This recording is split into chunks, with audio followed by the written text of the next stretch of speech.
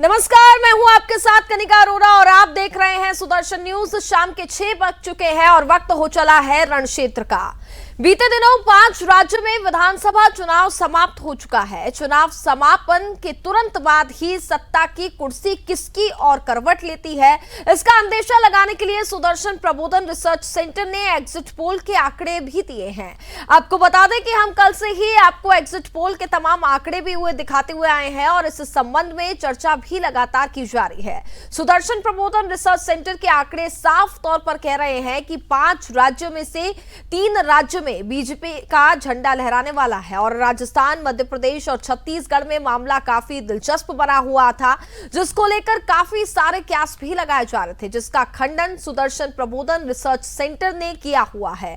और आज के इस प्रोग्राम में हम चुनावी और एग्जिट पोल संबंधी तमाम विषयों पर चर्चा करेंगे। इस चर्चा में हमारे साथ हमारे कुछ मेहमान भी जुड़ेंगे, लेकिन उससे पहले एग्जिट पोल के संदर्भ में ये खास रिपोर्ट देखिए। मध्य प्रदेश, राजस्थान, छत्तीसगढ़, तेलंगाना और मिजोरम विधानसभा चुनाव खत्म हो चुके हैं। इनमें से 4 राज्यों के नतीजे 3 दिसंबर को घोषित किए जाएंगे। वहीं मिजोरम के नतीजे 4 दिसंबर को सामने आएंगे। ऐसे में सुदर्शन प्रबोधन रिसर्च सेंटर जो एग्जिट पोल लेकर आया है, उसमें बड़े फेरबदल देखने को मिल रहे हैं। सुदर्शन प्रबोधन रिसर्च सेंटर के एग्जिट पोल के अनुसार राजस्थान, मध्य प्रदेश और छत्तीसगढ़ में बीजेपी की सरकार बनते दिख रही है। राजस्थान में बीजेपी को 127 से 130 सीटें मिलने का अनुमान है, तो वहीं सत्तारूढ़ कांग्रेस को मात्र 52 से 55 सीटें मिल सकती हैं। यानी एग्जिट पोल के अनुसार प्रदेश में अशोक गहलोत और सचिन पायलट की जोड़ी धराशायी हो जाएगी। वहीं मध्य प्रदेश की बात करें तो चुनाव से पहले सूबे में बीजेपी के लिए माहौल काफी फंसा हुआ दिख रहा था, लेकिन मध्य प्रदेश में शिवराज सिंह चौहान की लाडली योजना ने शायद कमाल कर दिया, जिससे अंदेशा लगाया जा रहा है कि महिलाओं का एक तरफा वोट बीजेपी की झोली में गया है और इसी के तहत बीजेपी एक बार फिर से सरकार में आती दिख रही है। सुदर्शन न्यूज के एग्जिट पोल के अनुसार बीजेपी को 111 से 117 सीटें मिलने का अनुमान है, तो वहीं कांग्रेस को 95 से 105 सीटें मिलती हुई दिख रही है और वहीं मायावती की पार्टी बसपा को सूबे में इस बार 3 सीटें मिलने के आसार हैं। बात करें छत्तीसगढ़ विधानसभा चुनाव की, तो वहां चुनाव के दौरान महादेव ऐप घोटाला मामले ने खूब तूल पकड़ा था और इसी का फायदा बीजेपी को मिलता हुआ दिख रहा है। सुदर्शन प्रबोधन रिसर्च के एग्जिट पोल छत्तीसगढ़ में भी बीजेपी सरकार में आती हुई दिख रही है। एग्जिट पोल के अनुसार जहां बीजेपी को 42 से 45 सीटें मिल रही हैं, तो वहीं कांग्रेस को 41 से 43 सीटें मिलने का अनुमान है। तेलंगाना में बीते दिनों संपन्न हुए 119 सीटों पर मतदान के बाद सुदर्शन प्रबोधन रिसर्च सेंटर के एग्जिट पोल में केसीआर के नेतृत्व वाली बीआरएस को 51 से 59 सीटें मिल सकती हैं, तो वहीं कांग्रेस के खाते में 40 से 44 सीटें जाने का अनुमान है, जबकि भारतीय जनता पार्टी को 6 से 8 सीटें मिल सकती हैं। बाकी के एग्जिट पोल एजेंसियों के भी अलग अलग रुझान सामने आ रहे हैं, जहां बीजेपी पूरी तरह से राजस्थान, मध्य प्रदेश और छत्तीसगढ़ में आती हुई दिखाई दे रही है। हालांकि आंकड़ों में थोड़ा बहुत अंतर देखने को जरूर मिल रहा है, पर 2024 के रण संग्राम का सेमीफाइनल का रंग एग्जिट पोल के अनुसार भगवा होता दिख रहा है। फिलहाल राहुल गांधी से लेकर मध्य प्रदेश के गृह मंत्री डॉक्टर नरोत्तम मिश्रा जैसे दिग्गज मध्य प्रदेश जैसे बड़े प्रदेश को लेकर बयानबाजी कर रहे हैं।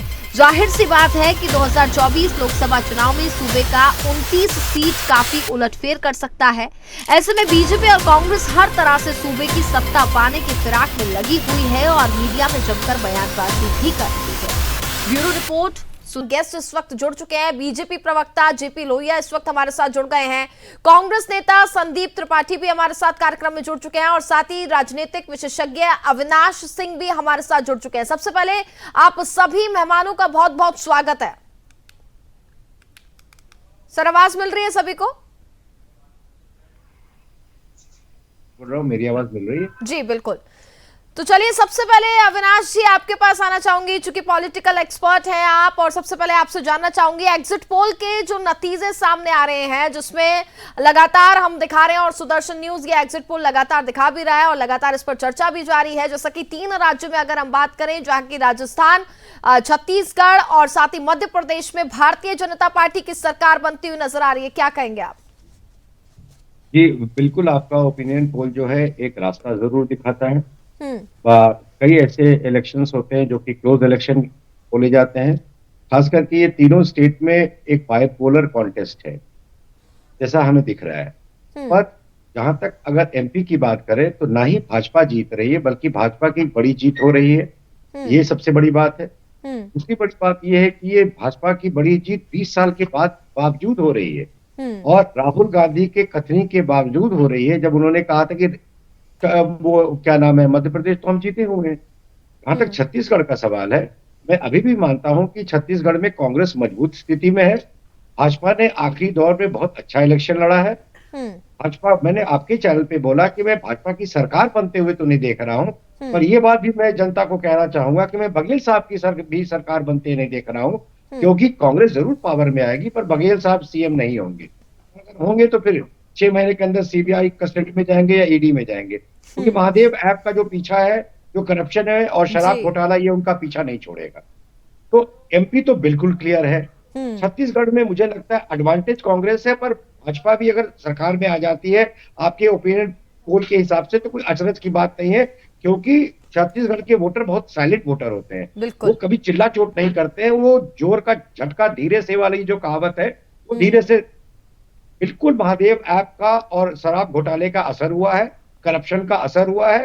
बघेल साहब इलेक्शन हार रहे हैं, चाहे कांग्रेस जीत जाए। चलिए ठीक एमपी है। बुरी तरह हार रहे हैं ये लोग, कांग्रेस। अब जहां तक राजस्थान की बात है, राजस्थान में हर बार लोग कहते हैं कि हर 5 साल पे सरकार बदलती है। या तो उस क्रम में इस जीत को देखा जाना चाहिए, या मैं ये भी मानता हूं कि मोदी जी के आने के बाद से जो एडवांटेज कांग्रेस को मिला था, जो 25 हफ्ते पहले या 20 हफ्ते पहले जो नई योजनाएं चलाई गई वोटर को लुभाने के लिए, तो इस वजह से शायद गहलोत सरकार की बचने की उम्मीद थी। पर आपके ओपिनियन पोल और जो हमारी जो ग्राउंड रिपोर्टिंग है, उसके हिसाब से नेक एंड नेक फाइट है, और सरकार अंततोगत्वा भाजपा ही बनाएगी। चलिए ठीक है। संदीप जी, आपके पास आना चाहूंगी, आपसे भी जानना चाहूंगी। सबसे पहले प्रतिक्रिया तो ये ले लेते हैं, एग्जिट पोल के जो नतीजे आप भी देख पा रहे होंगे, अलग अलग चैनल्स और खुद सुदर्शन न्यूज भी लगातार एग्जिट पोल दिखा रहा है। सबसे पहले आप इस एग्जिट पोल पर क्या कहेंगे?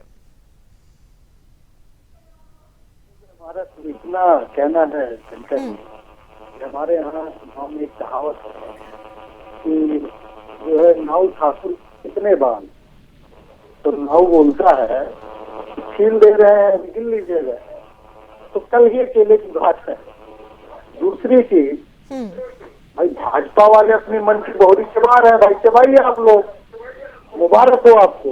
लेकिन हम सिर्फ इतना कहेंगे, हम जेपी भाई से सिर्फ इतना जानना चाहते हैं आपके माध्यम से कि भैया ये बता दीजिए कि अगर आप जीतते हैं तो जीत किसकी होगी, और अगर हारते हैं तो हार किसकी होगी? पहली चीज तो आप ये बता दीजिएगा।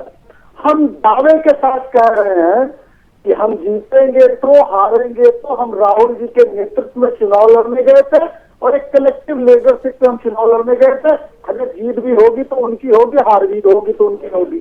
ये क्षमता अगर आप में हो, अगर आप में विश्वास हो, आत्मविश्वास हो, तो आप डंके की चोट पर, सुदर्शन पर ये कहिएगा जरूर कि जीत भी मोदी की और हार भी मोदी की नहीं कह पाइएगा। अब आते हैं एग्जिट पोल। आपने और हमारी जो है राजनीतिक विश्लेषक अविनाश जी ने जिस तरीके से बताया कि राजस्थान में नेक टू नेक फाइट बता रहे हैं, आप समझिए।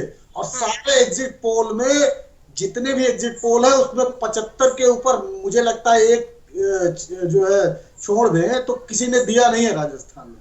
लेकिन अगर आपके राजनीतिक विश्लेषक ये मान रहे हैं कि आप फिर गलत बोल रहे हैं, अनिवार्य आपके साथ दिक्कत है कि आप गलत से ही शुरुआत करते हैं।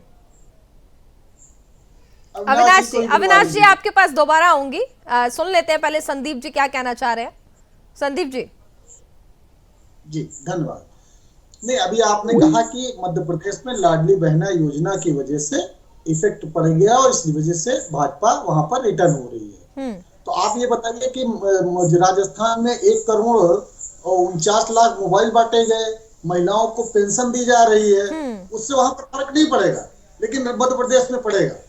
ये कैसा विश्लेषण है मुझे नहीं समझ में आता, पहली चीज। दूसरी चीज मैं इतना कहूंगा कि मैं दावे के साथ कह रहा हूं, और आपके चैनल पर जब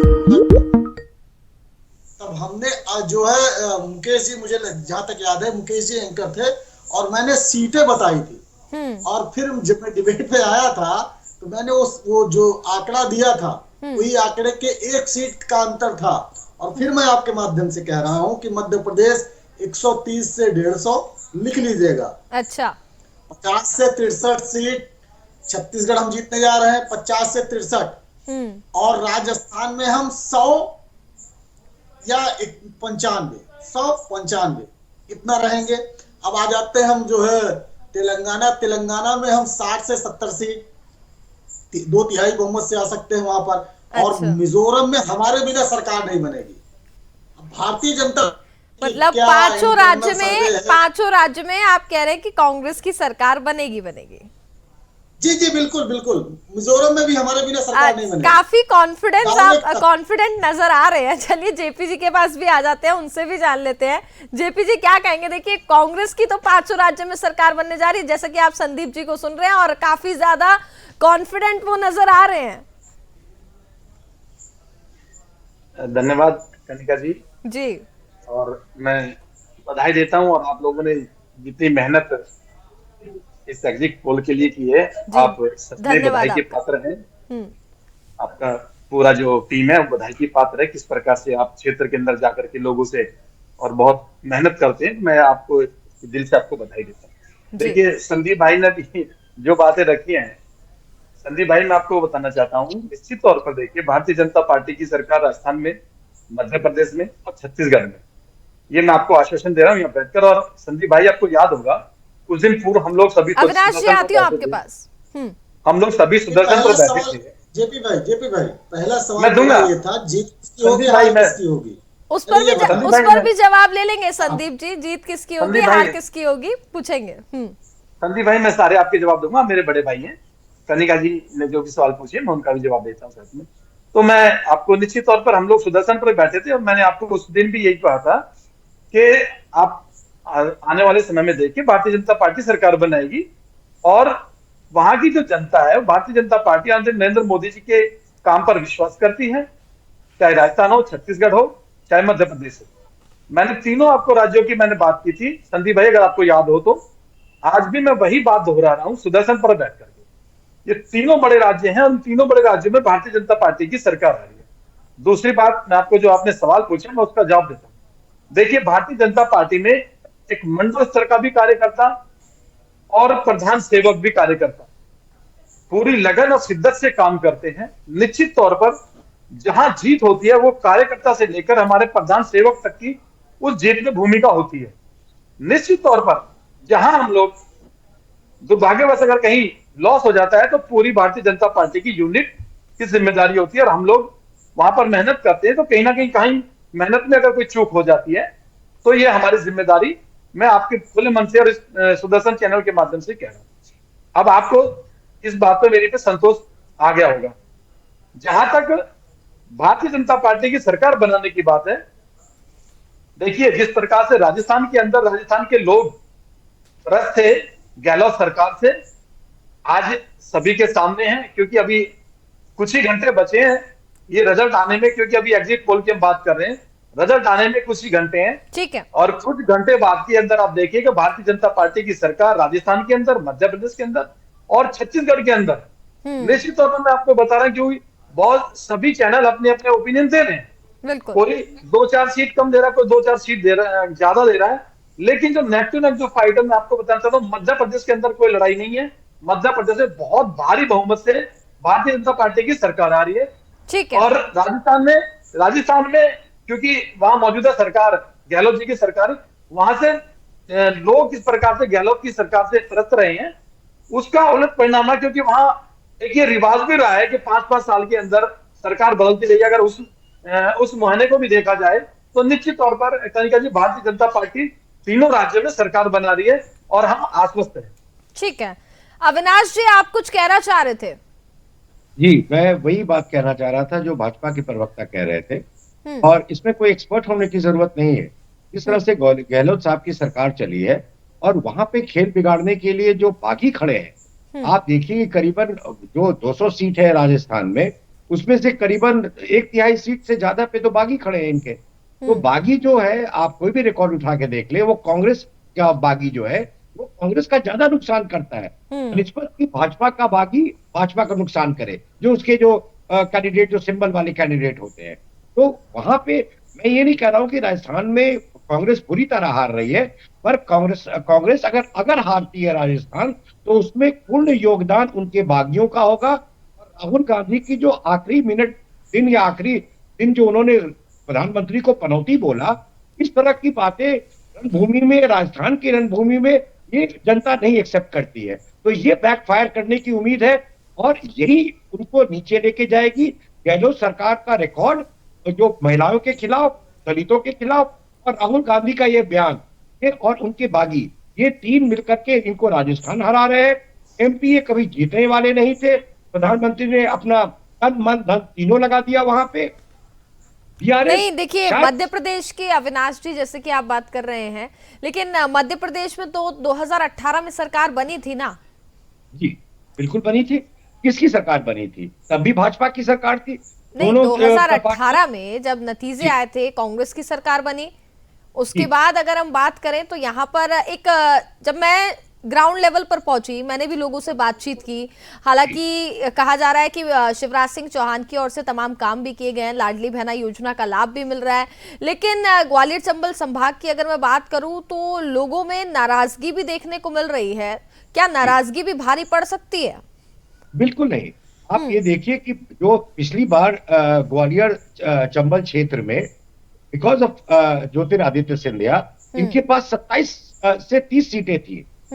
और भाजपा बिल्कुल लोअर डबल फिगर में आ गई थी, 12 या 13 सीटें पे आ गई थी। यहीं पे भाजपा, मैं ये नहीं कह रहा ज्योतिरादित्य सिंधिया की वजह से, पर जब भी भाजपा बड़े मार्जिन से जीती है, ये एरिया उनका एक स्ट्रॉन्ग होल्ड रहा है। तो जहां पे कांग्रेस गेन करना चाह रही थी मध्य प्रदेश में, जो कि शिवराज सिंह का एरिया है, जहां पे एंटी इनकम्बेंसी बहुत हाई था, करीबन 38 से 40 सीट में ये 30 सीट एम कर रहे थे। वहां पे जो मोदी जी की स्ट्रेटजी, जो शाह साहब की जो स्ट्रेटजी रही है, वो बिल्कुल कारगर हो गई। इन्होंने अपने 45 सीट में से 30 सीट को इन्होंने अपने आप को, अपने कमी को रोक दिया वहां पे, वरना ये इलेक्शन हार सकते थे। ये डैमेज कंट्रोल जो बाद में हुआ है, ओवरड्राइव डैमेज कंट्रोल जो हुआ है, उससे इनकी स्थिति बहुत मजबूत हो गई। और एमपी में जो एक खुला दरबार दिया गया कि भाई सीएम कोई भी हो सकता है, तो जो एंटी इनकम्बेंसी का जो फैक्टर था वो थोड़ा कम हो गया। यहाँ पे मैं जो अब मूल बात बोल रहा हूं, राजस्थान हो, मध्य प्रदेश हो, छत्तीसगढ़ हो, ये तीनों सरकार जो बनेगी वो इस बेसिस पे बनेगी कि मूलतः नियत किसकी सबसे अच्छी है। और यहां जब नियत की बात आती है तो कांग्रेस चाहे जीत जाए छत्तीसगढ़, पर वहां भी वो नीति के हिसाब से, नैतिक के हिसाब से वो फेल रहेगी और बहुत बड़े मार्जिन से फेल रहेगी मध्य प्रदेश में। ठीक है, इनकी नीति नहीं। ठीक है, संदीप जी आपके पास आना चाहूंगी और जानना चाहूंगी, कह रहे हैं कि इस बार महिलाओं का जो वोट है वो मामा के प्रति देखने को मिल रहा है, लाडली बहना योजना का जैसे कि हम जिक्र कर रहे हैं।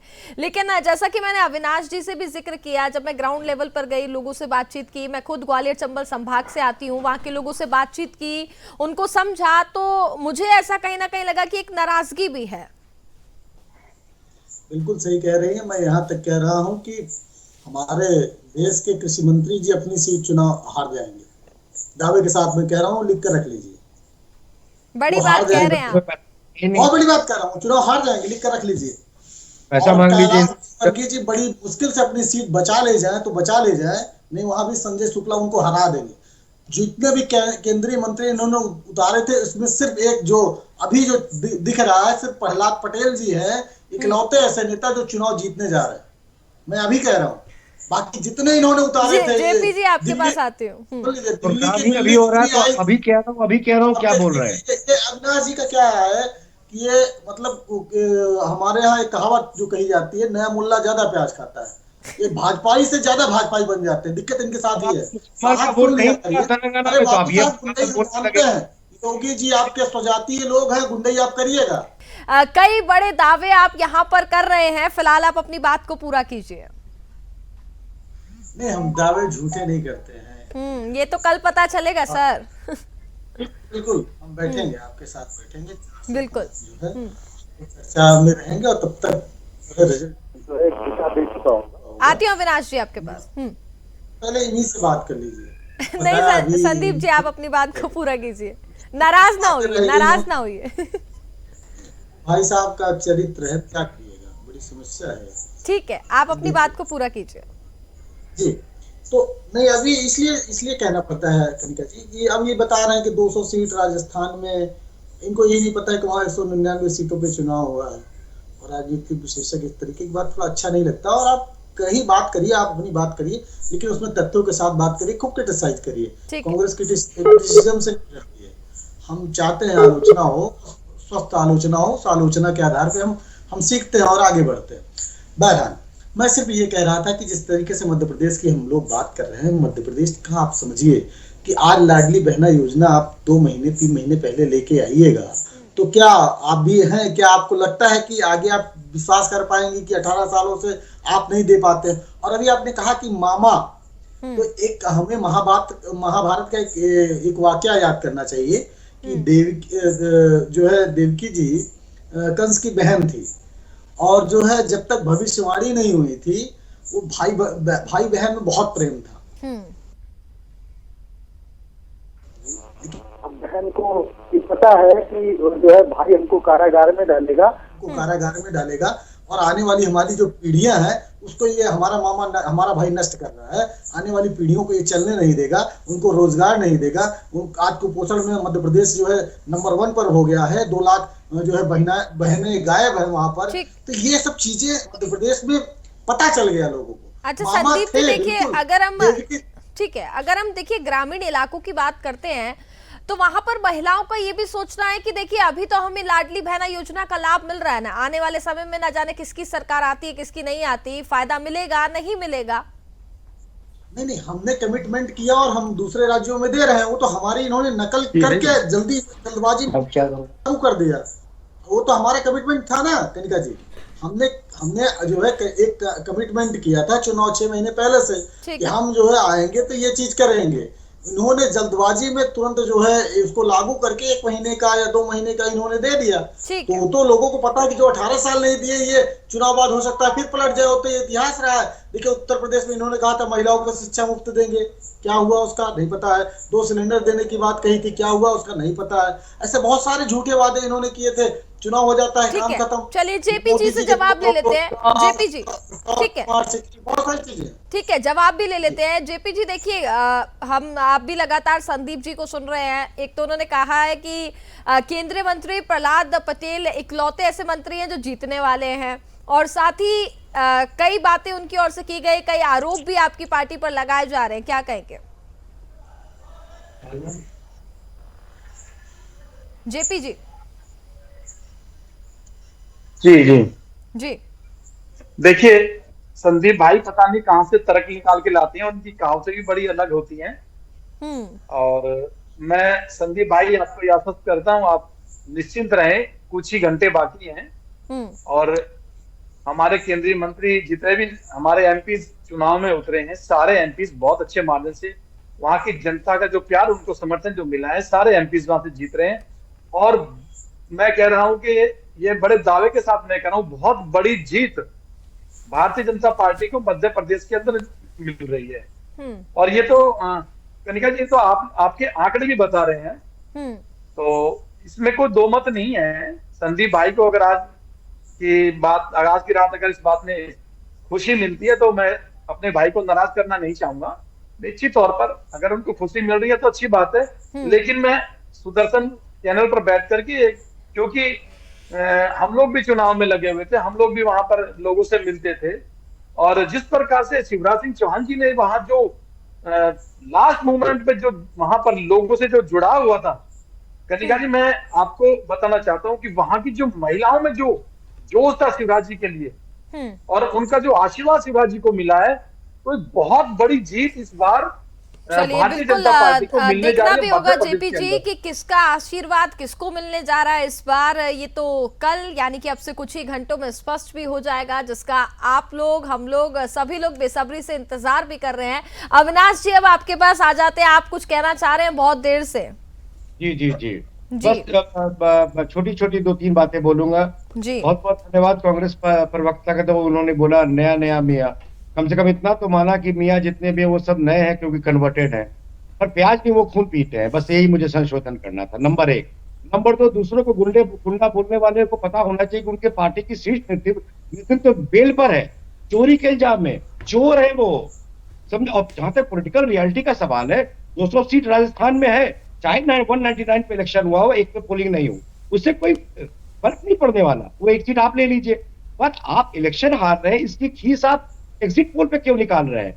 और आप जो भविष्यवाणी कर रहे हैं, मैं यहाँ बोल रहा हूँ, मैं आज बोल रहा हूँ, ये तो प्रोग्राम ही आज हो रहा है, यही हो रहा है, इसमें क्या बड़ी बात है? मैं यही बोल रहा हूँ, यही बोल रहा हूँ, आप 10 बारी बोल रहे हैं, क्या बोल रहे हैं ये देखिए ना। आप इलेक्शन हार रहे हैं, एग्जिट पोल पे भरोसा नहीं है, 7 में से 5 एग्जिट पोल एमपी में लैंडस्लाइड विक्ट्री दे रही है बीजेपी को, आप कह रहे हैं एग्जिट पोल 1-2 जिता रही है। आप इलेक्शन हार रहे हैं राजस्थान में, ये करीबन 4 पोल कह रहा है, आप कह रहे हैं कोई पोल नहीं जितागा। आपको 2 पोल जो नजदीक लाके खड़ा कर रहा है राजस्थान में और एमपी में, उसको मैं एक्नॉलेज कर रहा हूं, मैं ये नहीं कह रहा, बट एवरेज ऑफ पोल्स अगर आप देखेंगे, कांग्रेस के प्रवक्ता और बीजेपी के प्रवक्ता के लिए कह रहा हूं, तो 127 है एमपी में और 104 है राजस्थान में और 42 है छत्तीसगढ़ में। कहां कह रहे हो कि छत्तीसगढ़ में कांग्रेस हार रही है? मैं ये कह रहा हूं कि छत्तीसगढ़ में कांग्रेस बड़े मुश्किल जीत रही है, अगर जीत रही है तो। और बघेल साहब सीएम नहीं रहेंगे, तेलंगाना कांग्रेस शायद जीत जाए, भाजपा डबल फिगर में रहेगी, ये मेरा विश्वास है। ठीक है।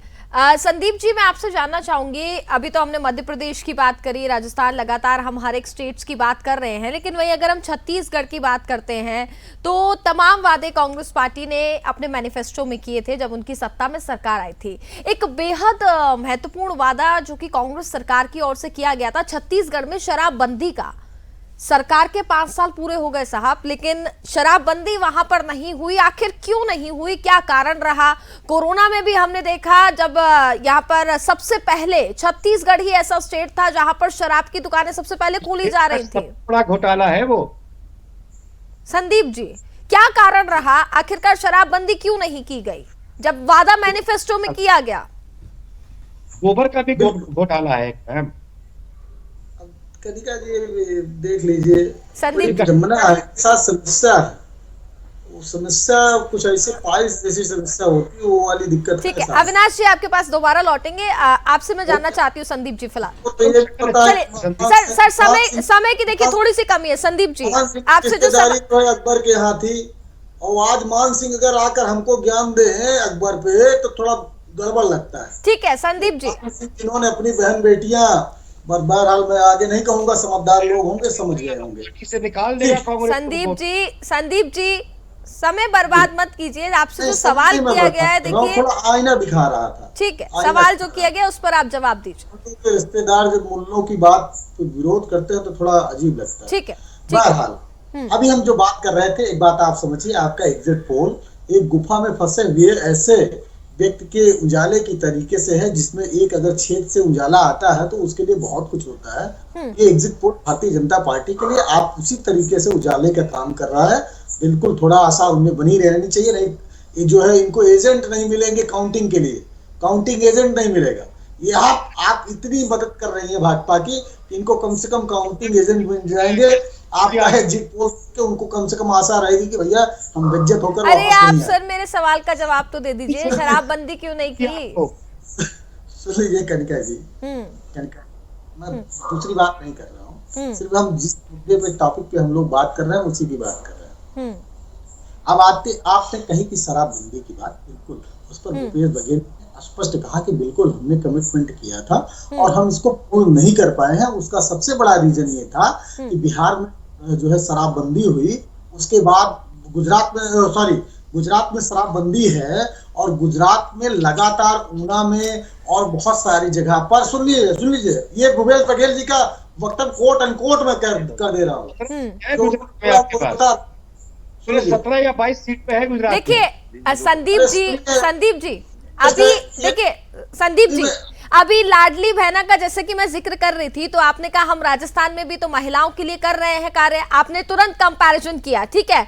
लेकिन अगर अब छत्तीसगढ़ की मैं बात कर रही हूँ, शराबबंदी नहीं हुई, तो आप दूसरे राज्यों से कंपैरिजन करने लग जा रहे सर कि वहां भी नहीं हुई, वहां भी नहीं हुई। हम ये कह रहे हैं कि हमारा जो सीएम वहां पर है उसका जो जवाब है, मैं पार्टी का नेता होने के नाते उस बात को रखना चाहता हूँ। ठीक है, हो सकता है वो बात आप तक ना पहुंची है, मैं सिर्फ इतना काम कर रहा हूँ कि अपने नेता की बात आप तक रख रहा हूँ। ठीक है। उन्होंने कहा कि जो है गुजरात में शराबबंदी होने के बावजूद भी जहरीली शराब पीने से हर वर्ष कम से कम हजारों लोग मारे जाते हैं। कम से कम जहरीली शराब की वजह से जो मौतें होती हैं वो ना हो। हम इसके लिए लगातार शराब बंद के लिए या शराब न पीने के लिए लगातार कैंपेनिंग कर रहे हैं। जब एक ऐसा माहौल हम बिल्कुल शराब बंद कर देंगे, लेकिन उस पहले लोगों को जागरूक करेंगे। ये बघेल जी ने कहा। चलिए ठीक है संदीप जी, समय की थोड़ी सी कमी है। जेपी जी और साथ ही अविनाश जी, आप लोगों ने सबने अपने अपने तथ्य रखे हैं और साथ ही हमने भी एग्जिट पोल यहां पर दिखाया है।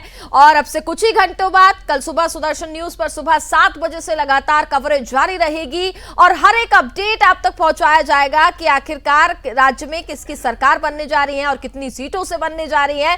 फिलहाल आप सभी मेहमानों का बहुत बहुत धन्यवाद हमारे साथ हमारे खास कार्यक्रम में जुड़ने के लिए। और इसी के साथ फिलहाल इस कार्यक्रम में बस इतना ही। आप देखते रहिए सुदर्शन न्यूज। जय हिंद।